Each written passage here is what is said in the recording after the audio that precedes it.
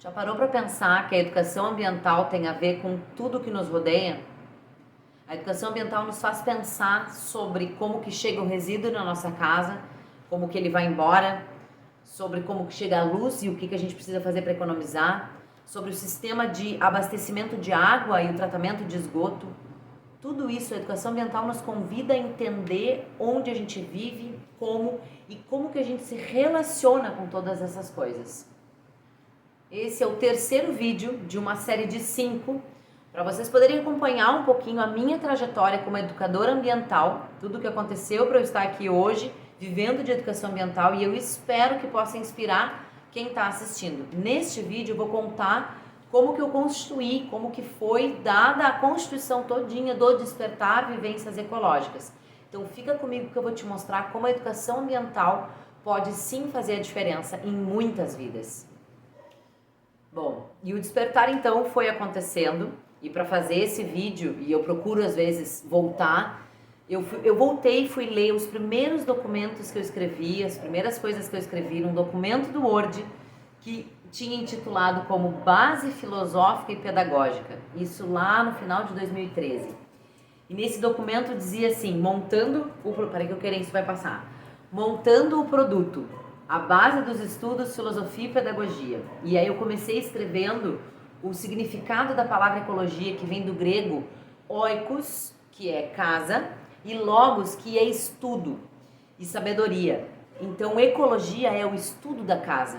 E esse era o princípio do despertar vivências ecológicas. Porque essa era a intenção, despertar nas pessoas vivências com ou sobre a casa onde a gente vive. Que casa é essa? O planeta, é o bairro, é a cidade, é tudo que nos rodeia.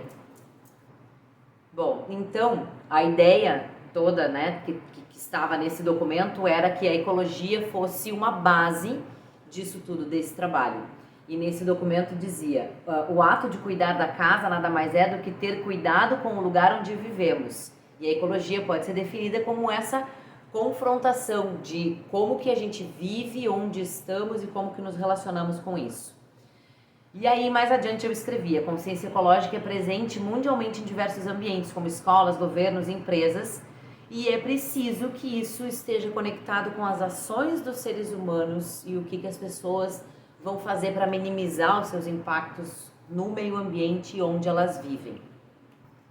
Para o embasamento do despertar vivências ecológicas, para que ele tivesse uma base sólida em termos filosóficos, em termos de autores e estudos, eu busquei então da parte pedagógica, de meio ambiente, de educação ambiental, uma série de pensadores, estudiosos e escritores.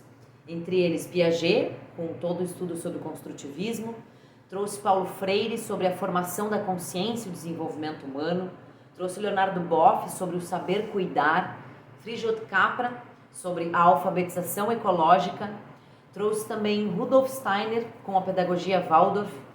Estudei alguns educadores ambientais, como por exemplo Antônio Fernando Guerra, que depois seria o meu orientador no mestrado, a Raquel Trasber, a Michele Sato. Fui conhecendo esses autores para poder embasar um trabalho com qualidade, para entregar qualidade e seriedade nas escolas onde eu ia apresentar esse projeto.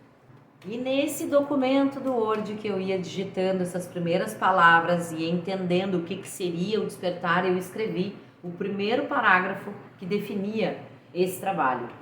Cada criança terá a oportunidade de se relacionar e agir com diferentes elementos da natureza, com o solo, com a água, fauna, flora, através de atividades práticas propostas, considerando sempre as prévias experiências nas observações e construção do conhecimento sobre o objeto trabalhado.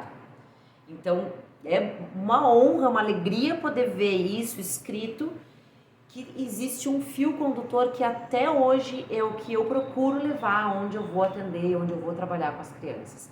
Claro que com muito aperfeiçoamento, à medida que eu vou estudando, quanto mais eu estudo, mais eu me aperfeiçoo, eu consigo entregar cada vez melhor esse trabalho. Mas lá no início eu já buscava isso, essa seriedade para oferecer da melhor forma esse contato com a natureza para as crianças.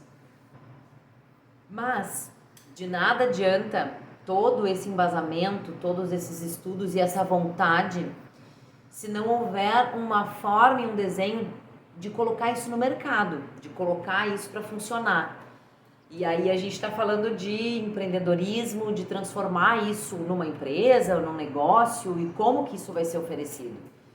E aí meu companheiro, com experiência desde sempre, muito novo, empreendendo, tendo negócios próprios, me ajudou, sentou comigo, a gente olhou a fazer um planejamento de uma forma que eu pudesse ver isso tudo, quais os valores que eu ia cobrar, aonde que eu ia oferecer, quais os lugares que poderiam abrigar esse tipo de serviço. Então foi um momento muito importante poder fazer esse desenho, esse planejamento de negócio. Como que seria, como que aconteceria. Além disso, colocar também colocar isso no papel de forma, como concretizar isso, colocar isso de forma concreta, também foi um momento. Qual é a cara disso? Qual é a cara, qual é a cor disso tudo? E aí entra uma grande amiga, irmã, que é designer, que começou a me provocar nesse sentido, tá? Então quais são as principais palavras do teu trabalho? Quais são as cores que tu enxerga no teu trabalho? Que elementos te vêm na cabeça quando tu fala nesse trabalho, quando tu, né, fala nesse nome? Porque eu tinha algumas ideias de nome, eu sabia que eu queria usar o termo despertar, e isso tudo a gente foi construindo. E eu me lembro daquelas tardes assim que a gente construía isso tudo, eu fui colocando no papel para poder desenhar isso melhor. Conversei também com familiares, com a minha irmã, com mãe, fui conversando com as pessoas para as pessoas poderem me ajudar a olhar isso e tentar tornar isso concreto. Como que isso ia ser desenhado, como que o despertar poderia criar vida. E isso é fundamental, qual é o alicerce disso tudo. É muito importante, porque senão não sai do papel, fica ali naquele documento do Word escrito e ele não vai à frente. E esses planejamentos, esses desenhos, tornar concreto é fundamental. Como que isso vai ser colocado no mundo? E o despertar foi para o mundo. O despertar aconteceu e ele acontece até hoje. E nada disso seria possível se essas bases todas não tivessem sido construídas muito bem. Tanto as bases da pedagogia, da filosofia, de meio ambiente, de educação ambiental, de ecologia e de empreendedorismo.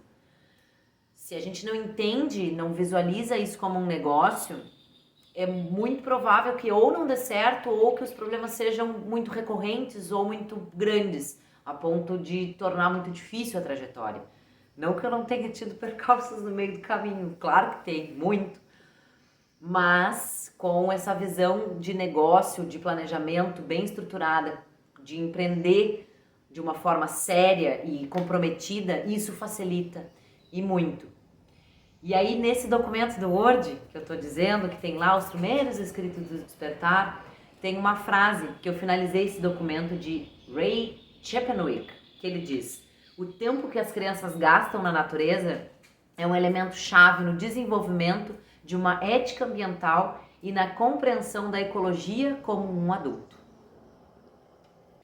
No próximo vídeo eu vou contar como então que o despertar foi para a rua e como que foram as minhas primeiras reuniões, as primeiras aulas com as crianças, o que não deu certo, as reuniões que eu não consegui fechar com as escolas, as reuniões que eu fechei. Então eu vou trazer alguns causos nesse sentido para inspirar quem está assistindo e pensa em trabalhar com a educação ambiental. O que é que acontece, o que aconteceu comigo, que a minha experiência possa inspirar e servir, né, para que vocês possam olhar isso e ver, tem como, eu quero fazer isso e eu posso fazer isso, e tem como sim, com certeza. E eu acredito que a educação ambiental pode transformar a tua vida e as pessoas que cruzarem o teu caminho. Conta comigo.